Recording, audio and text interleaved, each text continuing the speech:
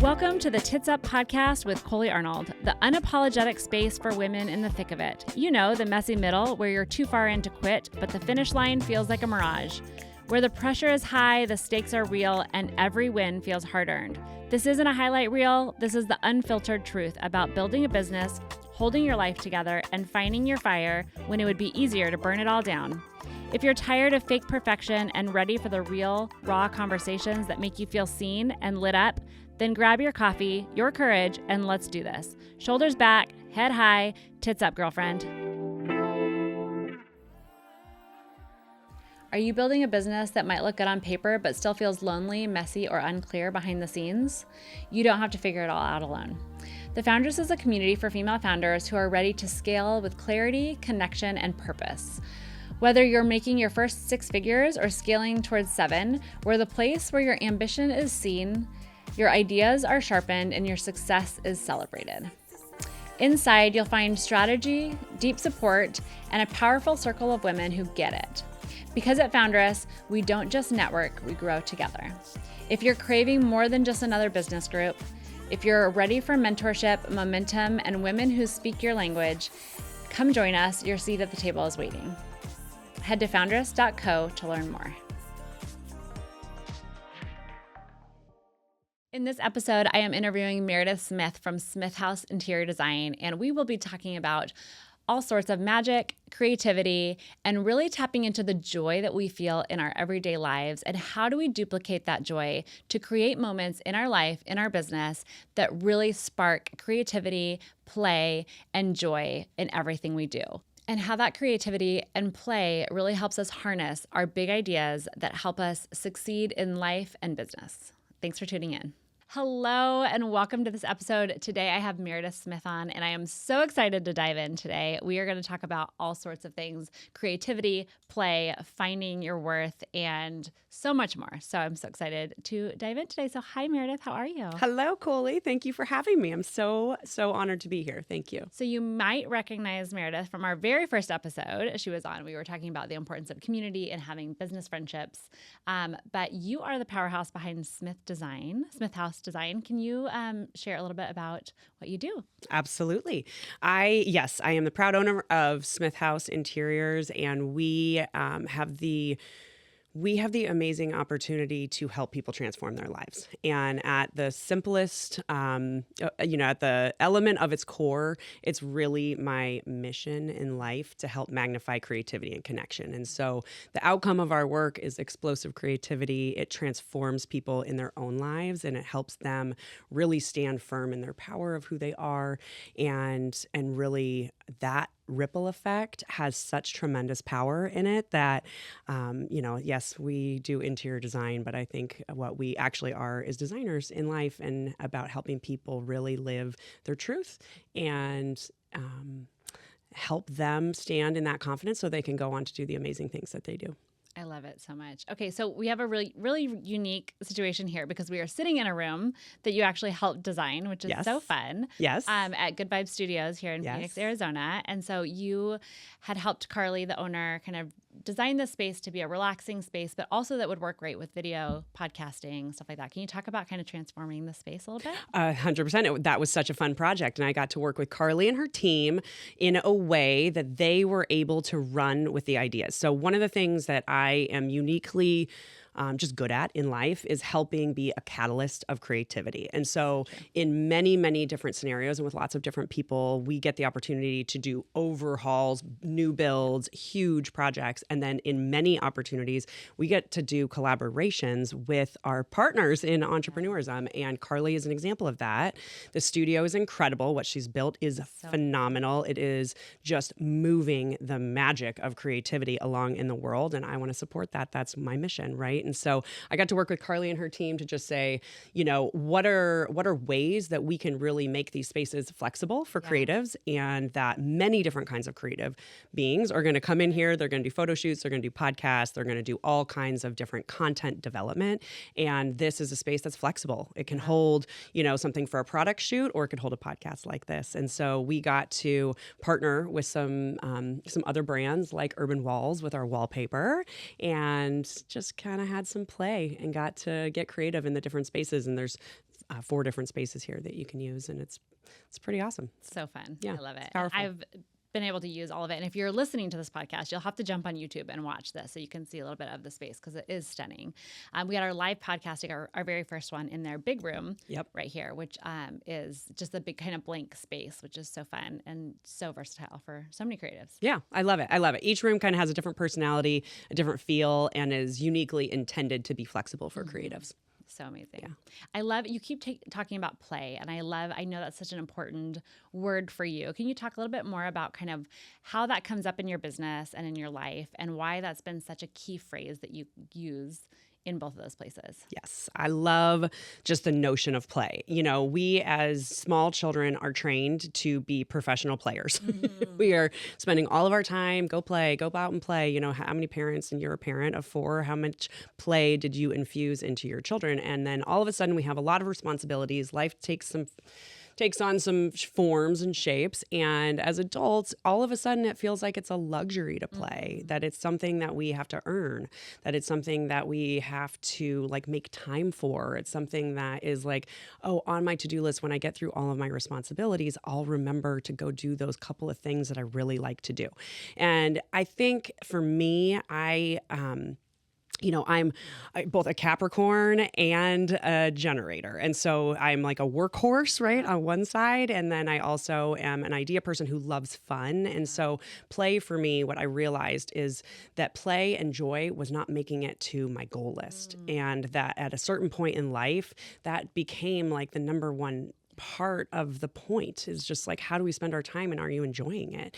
And so I put play on my goal list as a business a couple of years ago, and that really transformed everything. And when I learned about what it means to be a generator as a human, that means that if I'm not lit up, those around me can't be lit up. So if it's something I'm not excited about. And so I started to really dive into the science of play and the psychology behind what it is that unlocks these huge ideas for us. And play is a huge catalyst.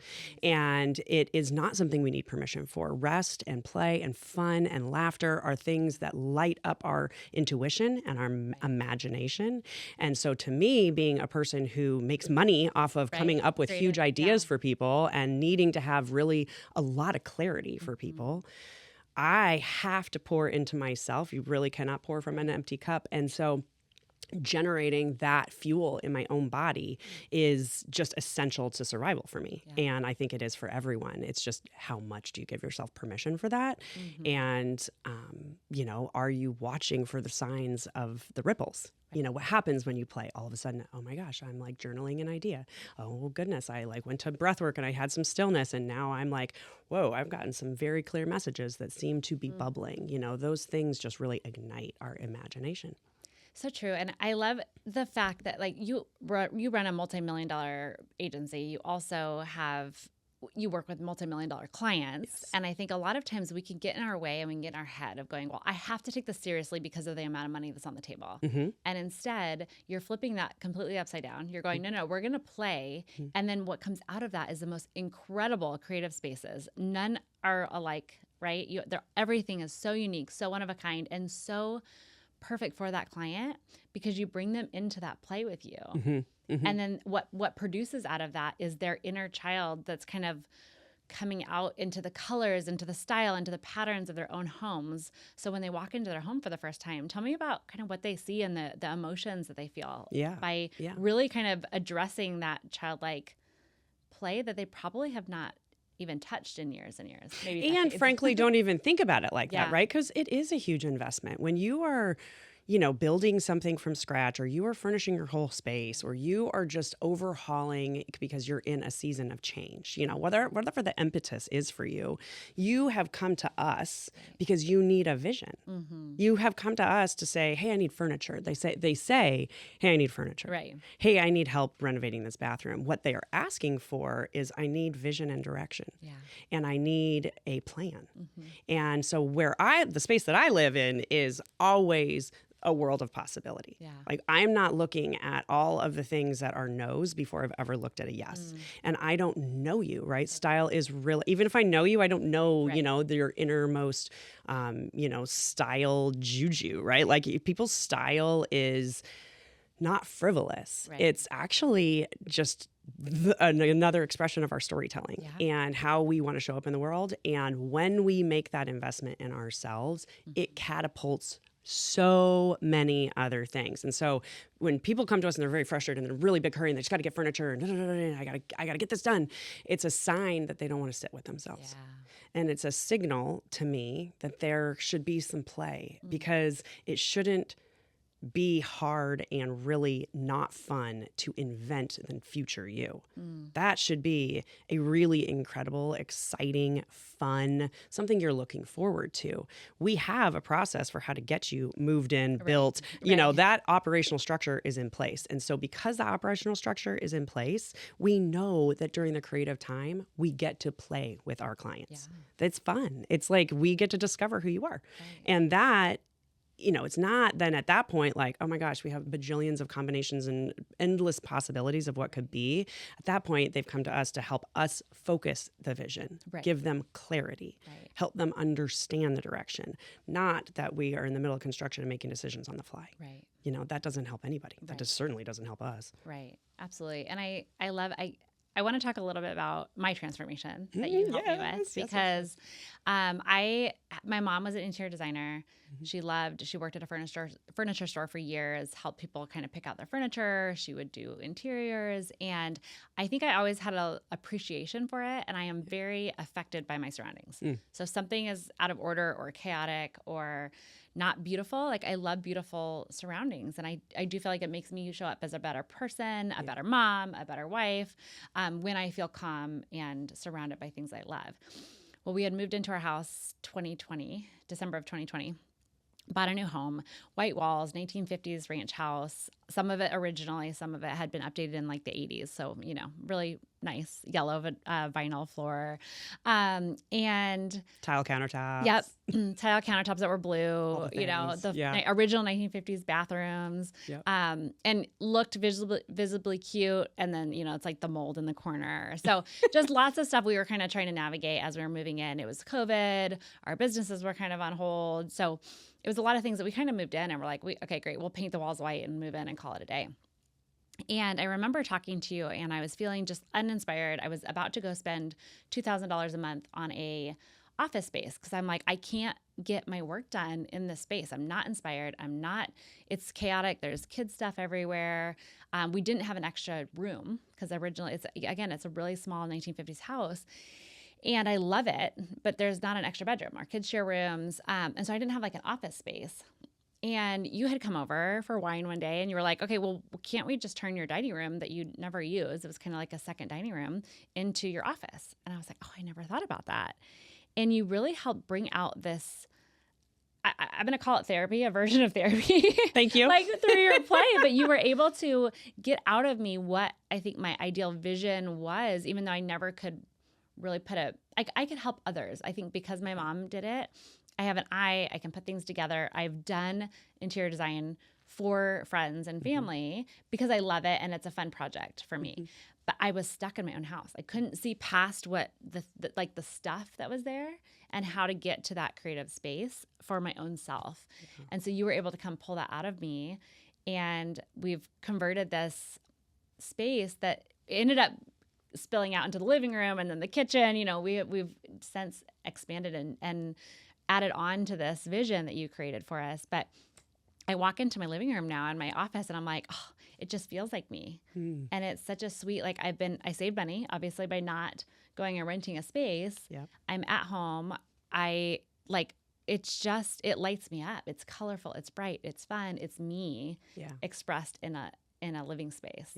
And then what did that do for the rest of the humans that live with you and pets? My dogs love it. I mean, it's like one thing to fulfill this because you know that this is going to be fulfilling for you, so you can show up differently in the ways that you want in the world. But that overflows to the rest of the people in your house. So how did that show up? I mean, you have teenagers, you have little kid, you know, you have a lot of dynamics going on in your house. I have 4 boys. We're currently at 17, 15, 13, and 6. So quite a range. And I just remember, and a husband. And I remember just every day I'd walk in and it would just be blank white walls, shit everywhere. I was feeling uninspired, and it just wears you down. And so I wasn't showing up as the best version of a wife that I wanted to be, the mom I wanted to be, the business owner I wanted to be. My creativity was stifled because all I did was look around and go, there's a million things I have to get taken care of. And we spent almost next to nothing. We moved stuff around. We threw some paint on the walls, rearranged the furniture. Like, it wasn't this huge investment of finances, but what it was an investment in play and creativity and just open-mindedness, really. And that has helped. I mean, our kids hang out in the living room more. I am calmer. I'm more excited when I walk in that room. So I'm just a better version of myself in general. Yeah. And like I said before, I'm really affected by my spaces I'm in. And so that walking into a space that's done and pretty and reflects me and my family, right? Not just me, but it's a space where my nervous system almost calms down when I walk in that room. Yeah, I think that's probably what people don't talk about enough. And the thing that, I started my career in advertising.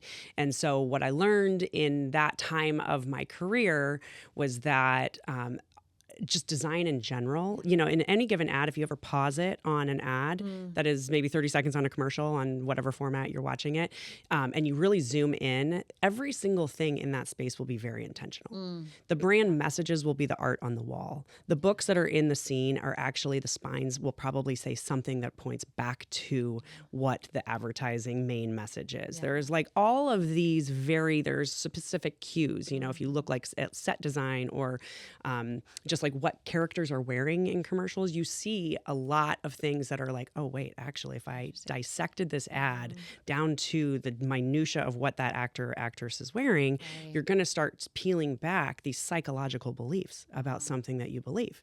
And so what I learned is that like, it's our space is everything about what our brains are taking in and making sense of in our subconscious mind somehow connects to some other kind of feeling inside of us, which is why I love the phrase that's, I think when we first started talking, you said, I can't think straight. Right. I can't like see straight. I can't think straight. Like you physically are impacted by your spaces. Absolutely. And I don't think that people really totally understand that what their surroundings are, what it's doing to them psychologically and in their brain, and what could happen if they just changed some things. And so what I love about your story is that you are a creative. And what I've experienced in my creative time now, being in advertising and now in the world of interior design, is that there are so many, you're a creator. Yeah. You're a creative. You are a person who loves the possibility of endless combinations. I mean, look how many businesses you've had. Look how many women that you help. You are just endlessly pouring out for others, right? And what I love about what you did with me is you said, this is fine. I'm not unhappy here. However, I just know that this could be better. And then you said, okay, well, what would it look like if I just started claiming what that style is? And there's something very empowering when you give somebody a set of words, an idea, a core idea that their brain can attach to. So for you, we called it granny chic, right? Incredible. You have ridiculous style. It's so good. You are a person not everybody can do this, right? Like not everybody can thrive in lots of color. Not everybody can thrive in multiple patterns, lots of like crazy different art and wallpaper, things combined. I think, I have this whole philosophy called the Stardust philosophy, and it's just the magic of creativity and motion. And it's that wild, explosive creativity that explodes when things come together perfectly. And it's kind of the corralling of a bunch of disparate things that then come together to tell a story. And so your house tells this really, truly incredible story. I genuinely think that you could have a stranger over tomorrow, and just by them sitting in one of the rooms in your house would probably come away having lots of stories to tell just by sitting with you. And I think you're so right, because I think what you talked about back to the commercials where everything is so intentional. If you design a space based off your values, I mean, there's nothing fancy in my house. No. I have almost all of my furniture is either thrifted, Facebook Marketplace, or vintage. Yeah. And it's because it had to hold up to 4 children, teenagers, and 2 dogs. We have 2 60-pound Bernedoodles. And so those don't go away, right? We're not going to design a space and go, okay, now none of the children and none of the dogs are allowed in the room, Yeah, right? that's totally that unrealistic. You're like, I didn't have a room to use. Now we have no room. Correct. Now no one is allowed in the living room. Yeah, touch nothing. But what we did instead was going, what are your values? Well, my value was community. My value was family time. My value was creating a safe space for my family, my boys to have their friends over, to have our friends over. And in doing that, that intentionality is sown throughout every aspect and detail of our rooms. And so I think you're so right in the fact that when someone comes in, they can see it's almost like, yes, they get to know you, but they get to know what you care about. Yeah. And I think Granny Chic like embodies you as a person, right? What that means is you're welcoming. Yeah. You like to be together with people. You love to get real with people. Yeah. You are the warm, cozy place to come home to. You are the person who is like, bring the neighborhood. Right. Bring them Totally. all. Bring all your kids. You are like a grandma. You are in your soul kind of The only granny-ish. thing I won't do is like make you eat. I don't cook for you. Yeah, no, of course, because you're a smart grandma. I'm a tired grandma. She orders in for that. Also, I feel like I should just I'm not a grandma yet. No, she's not a grandma. This is about your style, like Granny Chic. Like there's an element of like, I curated this over a lifetime, right? Like for an example, for if you're new to Coley and you're new to me and what we're talking about this is like Coley, once we gave words and a direction to an idea, it gave permission for what we could find. And so then all of a sudden your eyes and your subconscious brain knows what to look for. Totally. And so you found a Barbie. In your set of things that you've probably been holding on to from... It was my mom's original Barbie, I think it was 1959. Yeah. Barbie. And she's wearing a sick 50s outfit that you are now that your grandmother made, right? And that is now going to become the wallpaper on your walls. And to me, that's Stardust, right? Yeah. We made one thing. We made one tiny thing. We had an idea. Yeah. We put it out in the world. And then all of a sudden, you knew what to collect. You knew what to surround yourself with. You knew that when you found something on Facebook Marketplace, you needed to pounce because that was the thing. It's really about pointing our brain in the direction that we want to go and being extremely intentional, not to stress ourselves out, but to build on the idea. Absolutely. It should be fun. You should look around your house and be like, I see myself here. It should be a mirror of you. Yeah. And I think what the coolest thing about your house is what you didn't get stumbled up on.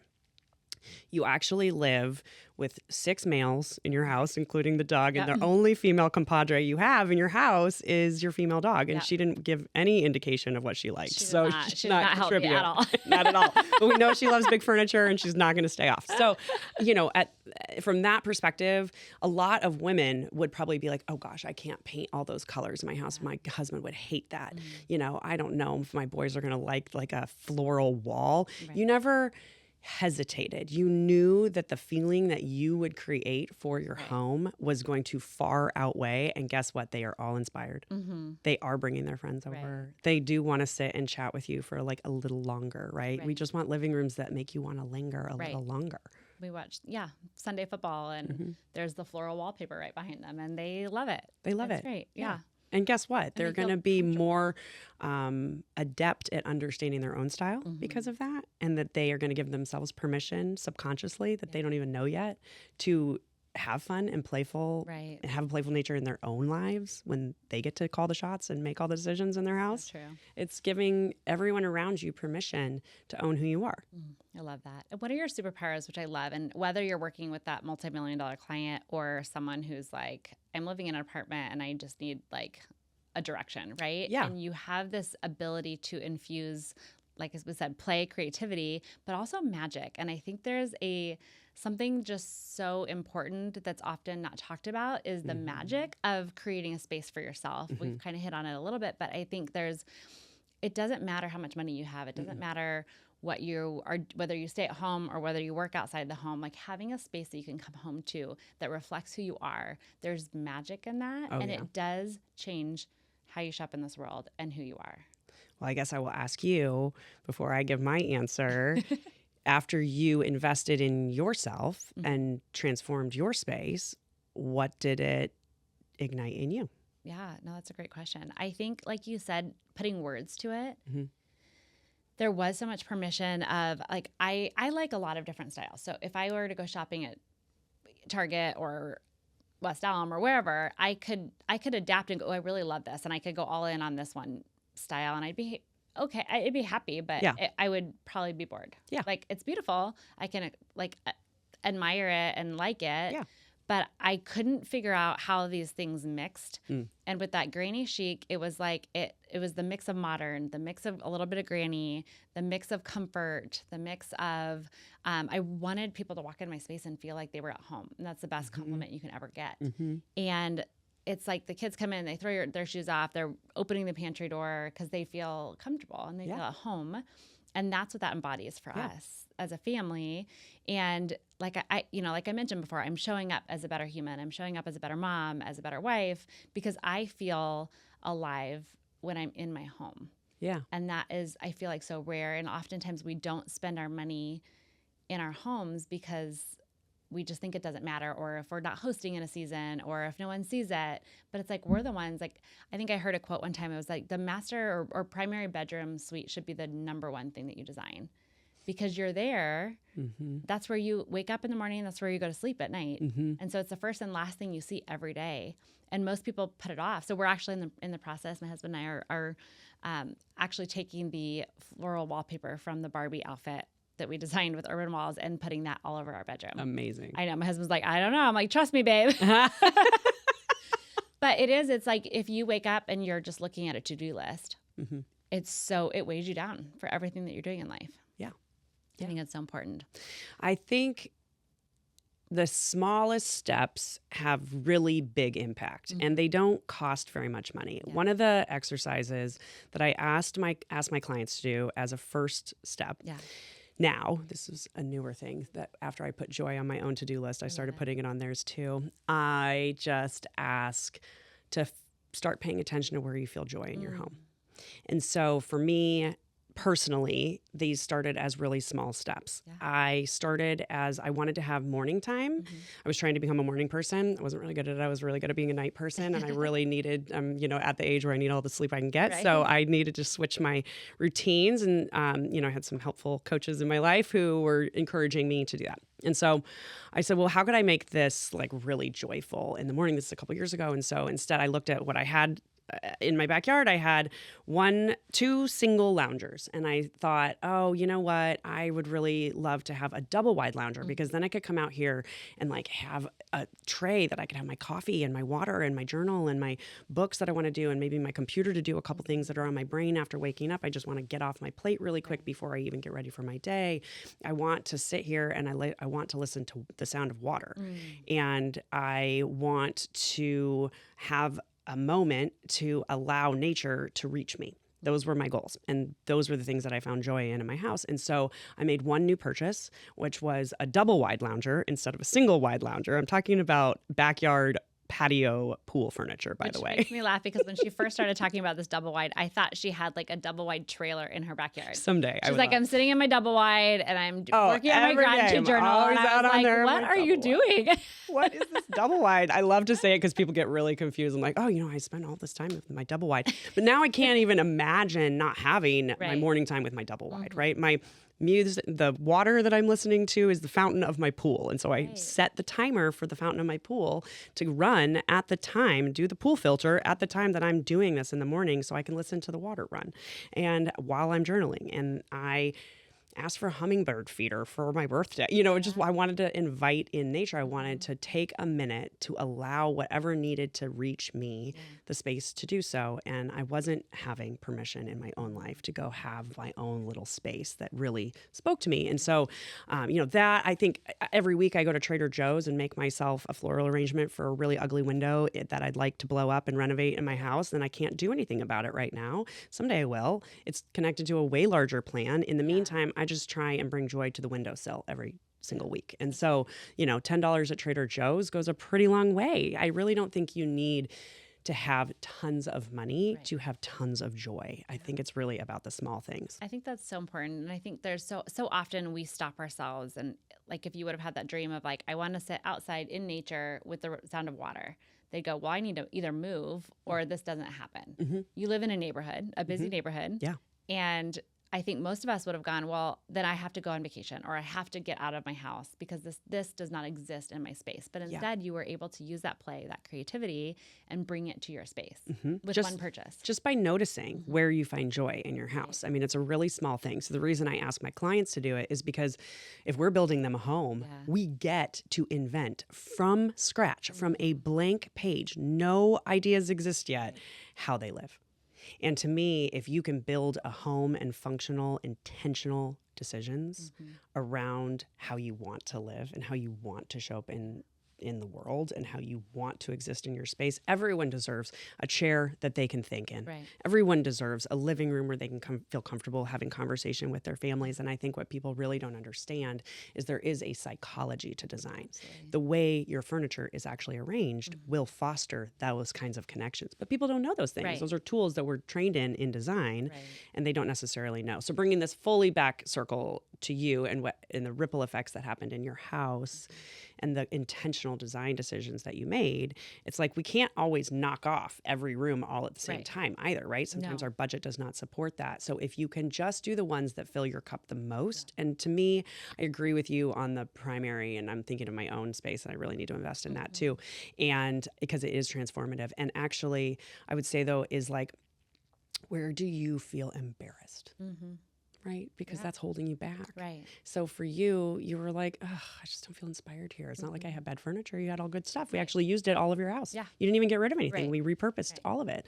You just said, what is the best that could happen here? Yeah. And let's just take small steps until I can figure it out. And sometimes you have to do the work yourself, right? Not always is there a luxury service within your budget. Right. Sometimes you have to say, I'm going to commit to making tiny little changes, as many as I can, towards this vision and goal. Absolutely. And then eventually you'll get there. So actually, my husband and I were sitting at Postino's the other day, and we had our whole living room is brown. Yeah.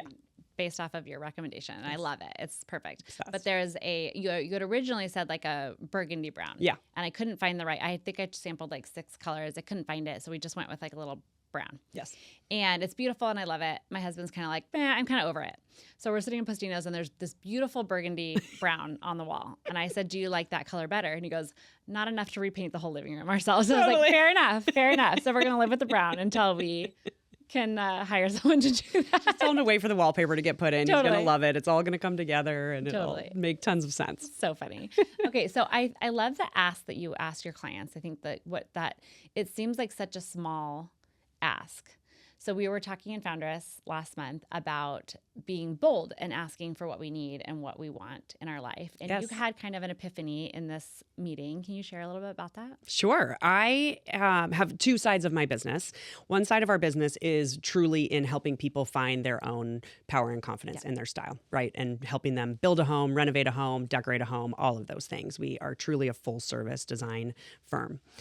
On the other side of the business, we help developers. And on that side of the business, we operate as the decision maker across all creative direction for the interiors. And we pick every single item down to the little candle that goes and the house goes to market. And we get to pour our own creativity into these projects. Not that we're always pouring our creativity into our clients, but they're really sharing in that vision. Right. In this area, it's really a runway for a team that is extremely adept at working together on the operations of building a home, that we are efficient with our decisions, we're efficient with our build process, and we are efficient as a team to make decisions. And so it runs differently, right? It runs quite differently. And what I have observed over the last 10 years, being in this business, again, I didn't come from this side of the house, right? I was not raised in design. I was raised in the design of advertising and creativity and big ideas. And what I've noticed and been sort of shocked by is, in comparison to how many males there are as developers and investors in this arena, there just is not as many females. And I started thinking, well, why? Why is that? That's so weird. Mm-hmm. Females have always been making the house a home. Right. Why aren't they owning the place? You know, like, what is going on? Where are the female investors in this category of business? And as I looked around and felt like, you know, I see a lot of designers out there who are transforming pocketbooks, myself included, right? Yeah. The bottom line is significant and it is something worth investing in. And so as I started thinking about it, I just said, well, what would it look like if I just invited some female investors to play? what would that look like? And I think about play like that. My invitations to new people are truly that, an invitation for a play date to see if we vibe enough to do something cool together. Right? Like, do we want to go make something? Which is how we became friends. Yeah, exactly. What do you want to make? Oh, you want to make something? I want to make something. I'm a creative catalyst. Like, that's my job, to spark ideas and let them fly. You know, that's the Stardust. So I am now on a quest to figure out a variety of models, and we are working in a variety of ways with female investors specifically. Not to say we are not also working with our male investors. Of course we are. Our industry runs on this. But when I learned that women couldn't even buy a house on their own until like the 80s, I can't remember the dates, like it's 70s, 80s, that just seems crazy. I was born in the 80s. Like I was born in 1980. That's like old, in my life. No, like that's in my lifetime. And so I just thought, you know, at this point in my career, I've had two chapters. One chapter was really all about building my career. And to me, that's about investing in enough experience and learning lessons and all of the things, every step of the way, you are building a career. And I got the opportunity in my life to take a pivot and to create something that was just in my soul, that I wanted to be out in the world, that I wanted to exist and make. And now I get to live that purpose with mission-based work. And like I get to live a little more on the purpose side of what is the road, and that's the benefit of being an entrepreneur. You can decide, is this connected to purpose? And so I really would love to help women in wealth and investors grow their money so that we can go do that for a lot of other women who need it and provide different types of housing for women specifically that are really in need. And I think there's two sides of that business too, right? Like there's luxury properties that definitely help fuel the business model, and then there are all kinds of other types of developments and properties that can benefit from that work. And so that's what I'm really focused on right now and building, and it's really given me a lot of fuel. I love that. And that whole idea was sparked by sitting down going, what brings me joy? Yeah. So how interesting. And how often does this happen? When we as business owners or friends, where we give this advice to other people and yet we're not taking it ourselves. And when we finally sit down and take our own advice, like how powerful we are, it sparks the most amazing, incredible ideas, businesses, just anything. And I just love that story because I think it's so important to think. I mean, I coach and mentor women. And I often, on my phone calls, I'll be like taking notes for myself, like, oh, make sure to do that. That was good advice. You know, like we're always willing and able to help others, but we often don't pause enough to look into ourselves because it's scary also, right? Yeah. If I'm being honest, I got that message 2.5, almost 3 years ago as a whisper.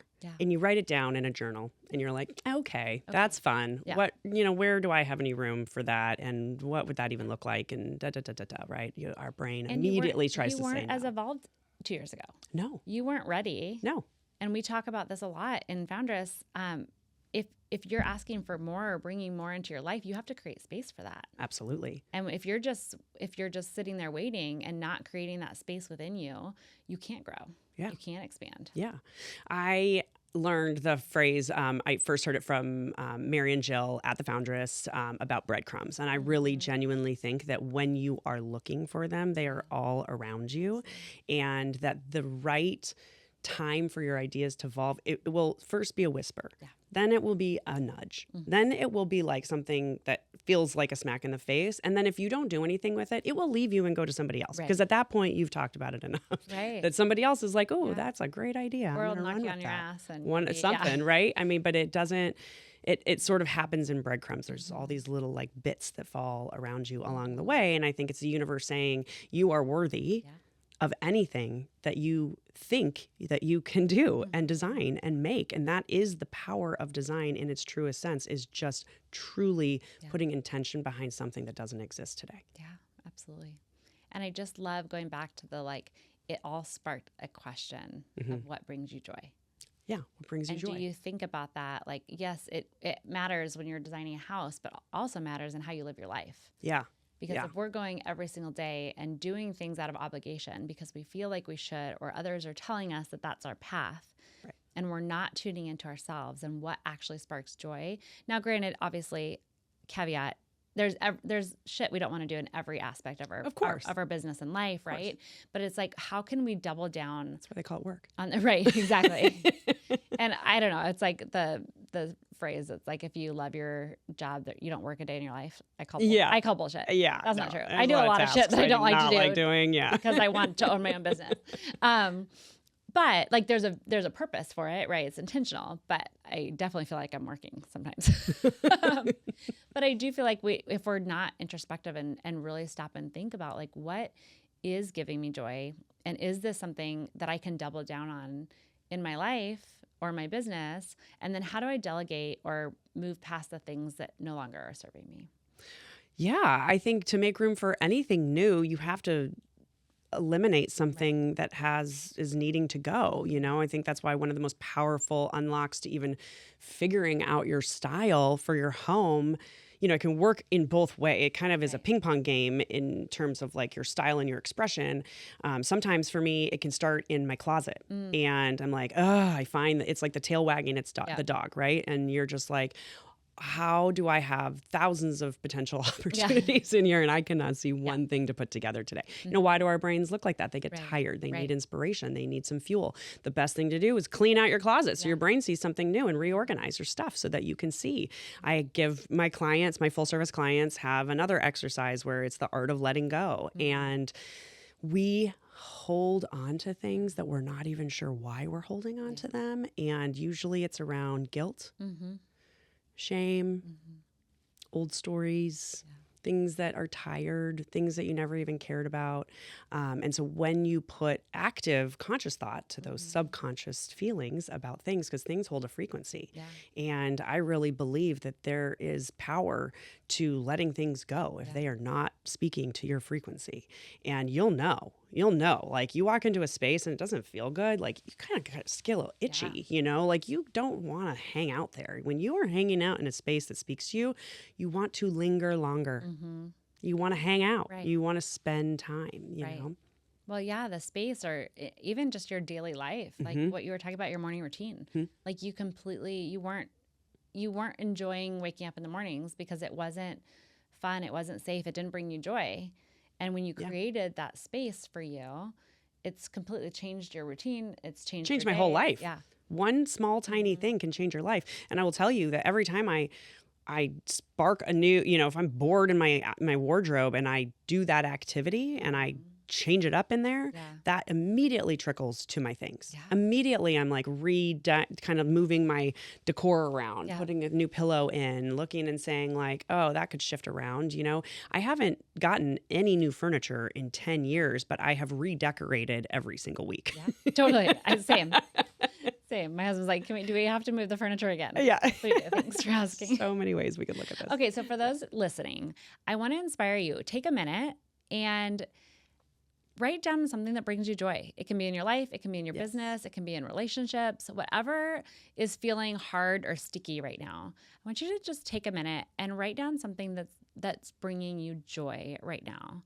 And then maybe one action item that you can take around that to change it. And a lot of times, it takes a long time. Like you said, your idea was 2.5 years ago, but all we have to do is take that one next action. So what is one thing right now that gives you joy? Where is that in your life? And then what's one action item that you can just take that first step towards making that happen? Yeah. So when you were doing your backyard, your first action item was buying your double wide. Right? I got a double wide, and I bought a used one off a designer friend who was getting rid of some stuff. I was like, I need that. I'll take it. Done. It's mine. Great. It can be there tomorrow. Sometimes you got to make quick decisions and guess what? I just invested. That was a couple years ago. Yeah. It was damaged. The sun has scorched it. I didn't get a cover. I didn't properly take care of it, but I am not going to miss one day with my double wide and that amazing morning with my family. That is so quality. It's the most quality time that not only do I spend with myself, it's trickled into like my husband, my dogs. It's just incredible time spent. So now I just ordered a newer, nicer, better one, and it's on its way. And I can't wait to give a little plus up to my corner office. I love it. And I think that's a good example or a good thing to just call out as well. Because I think sometimes if you're a recovering perfectionist like I am, sometimes we just don't do things until it can be perfect. And I think that was holding me back a lot with my living room and my office space, was that I don't have a dedicated office space. So until it's perfect, until we can add on and spend $100,000. Yeah. I can't make this work. Right. And then my living room and my kitchen, I'm like, until I could renovate our whole kitchen and spend, again, $100,000. Like, this isn't worth putting any money to. But what I did was I painted the countertops for $500, and I painted our kitchen for $200, and it completely transformed the space. And it makes me smile every time I walk in. Yes, is it the same 1950s cabinets? Absolutely. But it's just taking that one step. Like, you don't have to wait till it's perfect. You can always make it better later. But take that one step. That's the one step that can get you to the space where you start feeling like that future self. You start feeling better about yourself, where you are and what you're doing. And then you build the confidence, build the permission for yourself to keep taking those steps. Yeah, exactly. You're also right-sizing the investment, right? One of the first things that we do with our clients is right-size the investment. Not every investment is worth X dollars. And some of them are worth way more, and we should think about really investing in a certain way to truly boost the value. I mean, there's always the topic of the investment that's being made and how far that can take you. And you get to decide, is this going to bring me joy? And for you, you painted your countertops and you painted your cabinets, but you also bought yourself art that you could afford in the meantime and put it up on the wall.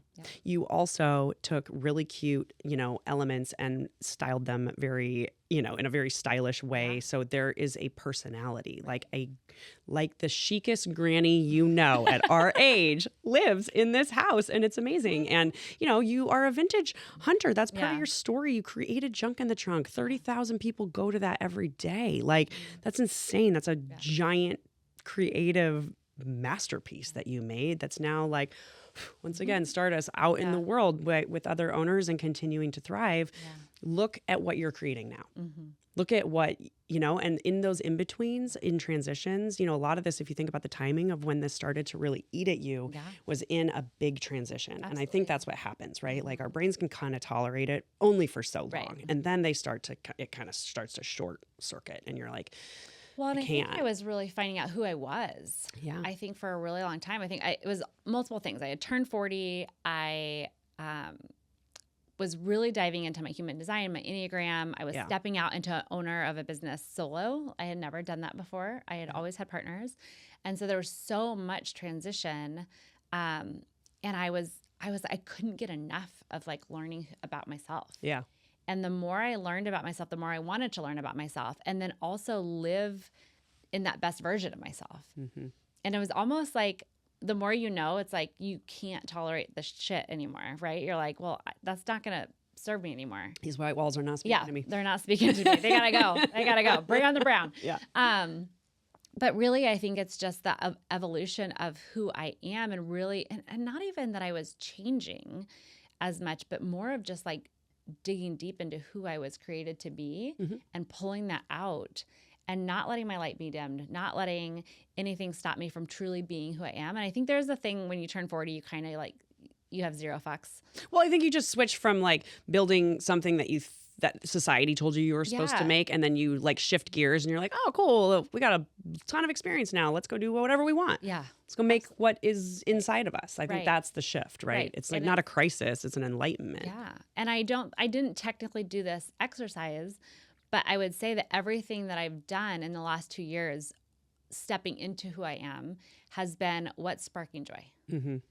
And let's find the joy, and then let's go chase it. Find the joy and let's go chase it. And every time I do that, I go further and further along into who I am, that future self of me that I know is that ultimate.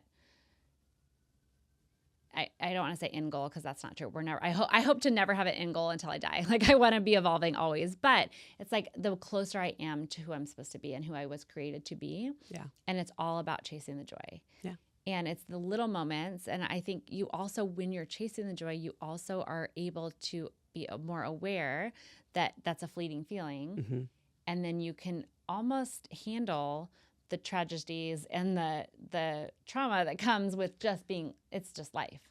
It's just life. And life's always going to be lifing. It's always going to be lifing. But when you are chasing that joy and you're stepping into that power of who you are and who you're created to be, it's like these things become less, I don't even know, influential. Yeah. Yeah. I think it's like becoming unstuck, right? We don't even think we're stuck. We're never really stuck. We're always just becoming. And so you just don't want to get stuck in like one specific pigeonhole in general. And I think your expression around that as a person has a lot to do with that. Yeah. And if you are investing in yourself in all of these different ways, there is just no chance that, like, for example, I used to help women clean out their closets so that they could see, right? So they could see the potential. And they would always fight me on a previous size that they used to be and holding onto the clothes in that size. And I would say, well, this is really precious real estate that you're giving your brain every day, and you're giving it the number one spot in your closet. And what do you think that you told yourself every day? Right. You're not good enough. You're not worthy. That's unfair. It's not true. Right. And I said, once you get back to that size, do you think you're going to want to wear these bad Banana Republic pants from or Express from like our early 2000s business workplace? No, like nobody even rise, and no one's going to wear low rise I don't again. know. Like, let it go. Yeah. It's a frequency, and it's holding on to something that you're not even aware of in your mind, and it's keeping you down. Yeah. Let it go. Let it fly. Yeah. You know, that's just always allow you and yourself to be evolving. Yeah, so true. I think is the purpose of design. Well, I think we're going to stop there, but I would love to have you share how they can find you. Okay, great. And kind of what's your, we kind of end the podcast with a tits up moment. So okay. I want to hear your tits up moment. Okay. We've obviously shared some of your evolution, but what's one thing that you are just so proud of yourself, you know, that shoulders back, tits up moment that you've had? Well, you know what? Actually, I am going to share this moment with you because it's the week of, and I think it's really fun. You created a platform for women to thrive, right? It's not just a platform, it's a community and a place called The Foundress. And I get to, you, of course, somebody who sees women for exactly who they are and all their talents, asked me to come teach on marketing this week. And my first response was, no, I don't want to. She did say no. I was like, she was like, no, thanks. I'm done with that chapter of my life. I don't want to go back into it. I stopped my subscription to Adweek years ago. Like, I don't even know what's going on. I haven't kept up with all the things. She's like, no.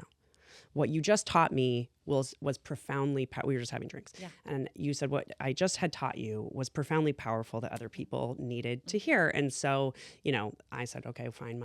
My goal in life is to magnify creativity and connection. So I will come and I will speak using my background knowledge and how it has influenced a tremendous tool. And I will teach these really incredible women in your community how to leverage and grow their big ideas. And so what I would love to do is actually invite anyone who's listening to this to come follow me on social media at Smyth House on Instagram, because my guess is that once we create, well, the content's been created and I get to share it with a very small group this week. And once that's been created, then maybe some of that learning and knowledge will trickle into my social media. And I hope that we can be friends. I hope that we can be creative friends on social media. So Smyth House, Smyth with a Y, SMYTH House. Awesome. Thank you, Meredith. Thank you for having me. Thank you for having me. Thanks for listening to today's episode. If this spoke to you, share it with a friend, and don't forget to subscribe so you never miss a conversation.